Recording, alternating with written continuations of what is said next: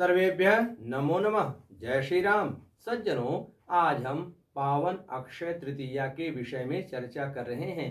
क्या है ये पावन अक्षय तृतीया और इस दिन हमें क्या करना चाहिए, क्या नहीं करना चाहिए, क्या लेना चाहिए, क्या नहीं लेना चाहिए, क्या देना है, क्या नहीं देना है, क्या बोलना है, क्या नहीं बोलना है।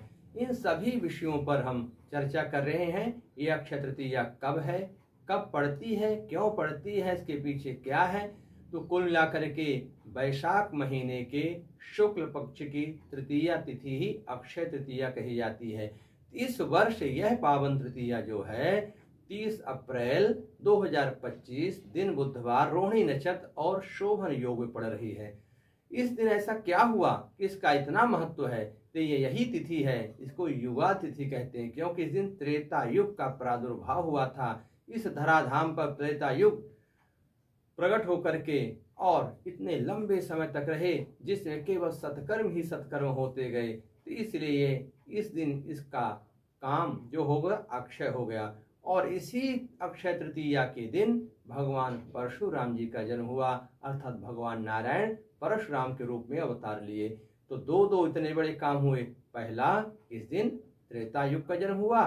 दूसरा, भगवान परशुराम का जन्म हुआ, जिन्होंने सारी दानवता का विनाश कर दिया। जो महिषासुर की जैसी विचारधारा वाले राजा थे, उन्होंने पृथ्वी पर बड़ा आतंक, धर्म पर प्रतिबंध लगाया, आश्रमों पर अनावश्यक कर लगा करके और आश्रमों को दूषित किया, वर्ण परंपरा को दूषित किया। तो ऐसे दूषित राजाओं को उन्होंने दंडित किया। तो कुल मिलाकर के संविधान की रक्षा, धर्म की रक्षा, सनातन धर्म की रक्षा भी इसी तिथि के प्रादुर्भाव से हुई। तो इसलिए अपने आप में ये बहुत पावन है। इसीलिए श्री ब्रह्मा जी के द्वारा यह अक्षय तृतीया के नाम से विख्यात हुई। इस दिन जो भी कार्य किया जाता है वो अक्षय हो जाता है। इसलिए हमें इस दिन क्या करना चाहिए, नहीं करना चाहिए। हमें इस दिन कोई भी गलत कार्य, अपकर्म नहीं करना चाहिए, झूठ नहीं बोलना चाहिए और अनावश्यक किसी को सता करके उससे कोई वस्तु या कुछ भी अर्जित नहीं करना चाहिए, क्योंकि इस दिन जो भी करेंगे वह अक्षय हो जाएगा। कितने भी जन्म लेने के बाद भी वह पाप, वह दुष्कर्म हमारा पीछा नहीं छोड़ेगा। इसलिए इस दिन केवल और केवल सत्कर्म करें, अच्छे कार्य करें, दान पुण्य, पूजा पाठ, भजन कीर्तन करें, जिनके प्रभाव से हम युग युगांतर तक, जन्म जन्मांतर तक अनेक लाभों को प्राप्त करते रहेंगे। ईश्वरी कृपा हमको मिलती रहेगी। तो इस दिन हमें झूठ नहीं बोलना चाहिए, क्योंकि झूठ बोलने से अपनी पवित्रता नष्ट हो जाती है। पवित्रता के नष्ट हो जाने से अपना पुण्य नष्ट हो जाता है और पुण्य के नष्ट होने से पाप की वृद्धि होती है और उस पाप के प्रभाव से हमें बार बार जन्म लेना पड़ता है, बार बार अत्यंत दीनहीन स्थितियों में जीवन व्यतीत करना पड़ता है। इसलिए झूठ नहीं बोलना चाहिए। इस दिन केवल सत्य बोलें, क्रोध ना करें, कि ऐसा कुछ काम ना करें किसी को आपके व्यवहार से कष्ट हो, दुख हो, उनके मन में ग्लानि हो, पीड़ा हो। बस इतना बच लीजिए, आपका सत्कर्म हो गया। इस दिन क्या करें, इस दिन जल का दान जरूर करें। बहुत महिमा है जलदान की। जल ही जीवन है। जल से पवित्रता आती है और जल से प्रतिष्ठा की प्राप्ति और वृद्धि होती है। तो इस दिन जो जल का दान करता है, समझिए उसने पवित्रता प्राप्त कर ली, प्रतिष्ठा प्राप्त कर ली, जीवनी शक्ति प्राप्त कर ली। इस दिन जो शिव जी के मंदिर में जल धारा लगवाते हैं, समझिए कि उनको उनकी जीवन की जो धारा है वो बहुत ही सहज सुखद व्यतीत होती है और वो है इस पृथ्वी के, इस कलयुग के भयानक वातावरण में फिर उनको दोबारा जन्म नहीं लेना पड़ता।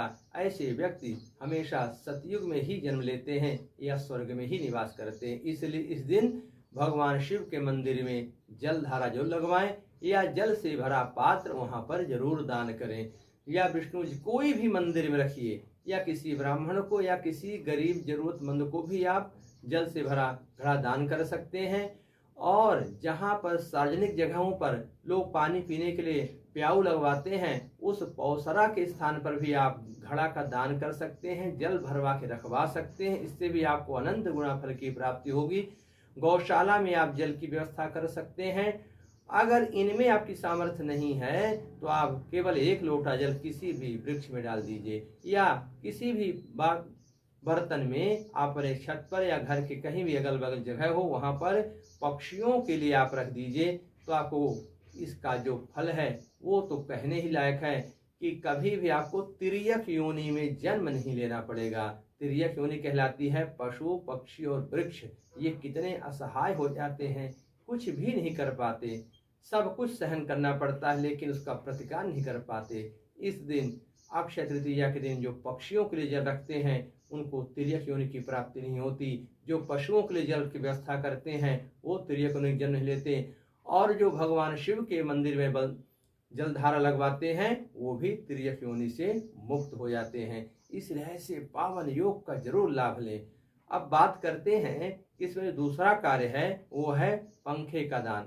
आजकल तो बिजली के प्रभाव से बहुत सारे हवा के साधन हैं, तो आप अपनी शक्ति सामर्थ्य व्यवस्था के अनुसार कार्य करेंगे। नहीं तो बांस का पंखा, ताड़ के पत्ते के पंखे, कपड़े के पंखे, बहुत सारे पंखे हैं।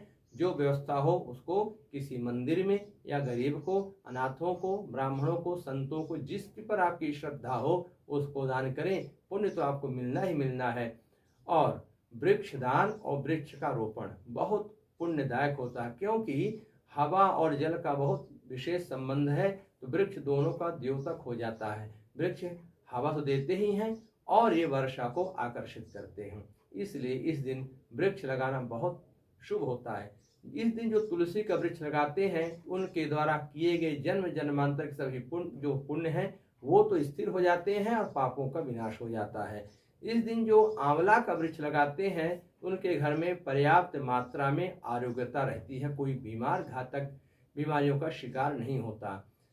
विष्णु जी के मंदिर में जो केले का पौधा लगाते हैं उनके घर परिवार में कभी निसंतान का योग अर्थात सबके सब पुत्रवान होते हैं। और शिव मंदिर में शमी का वृक्ष या बेल का वृक्ष लगा देने से उस घर में महिलाएं कभी विधवा नहीं होती। तो ऐसे पावन योग को जरूर प्राप्त करें, वृक्षों का रोपण करें।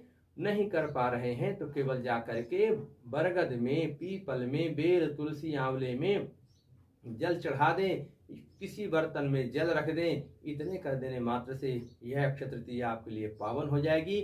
भगवान नारायण की कृपा, लक्ष्मी जी की कृपा सदा आप पर बरसती रहेगी। आप पूर्ण आरोग्यता और पुण्य के भागीदार बनेंगे। और भगवान का नाम संकीर्तन तो हर बीमारी का इलाज है। इसीलिए कुछ भी नहीं कर पा रहे तो भगवान का नाम तो ले सकते हैं। कहा भी गया है कि नाम संकीर्तनम यस्य सर्व पाप प्रणाशनम प्रणामो दुख शमनम तम नमामि हरिम परम। इस दिन जो भगवान का नाम ले लेता है वह नाम उसका अक्षय गुना बढ़ता रहता है और वह व्यक्ति कभी भी पाप में लिप्त नहीं होता और सत्कर्म को करता हुआ भगवान के साकेत लोक को प्राप्त करता है, मोक्ष को प्राप्त करता है। अगले वीडियो में कुछ नई बातें लेकर के आएंगे। भगवान नारायण आप पर सदा कृपा बनाए रहें। भगवान परशुराम की कृपा से आप शत्रु मुक्त रहें। जय श्री राम। धन्यवाद।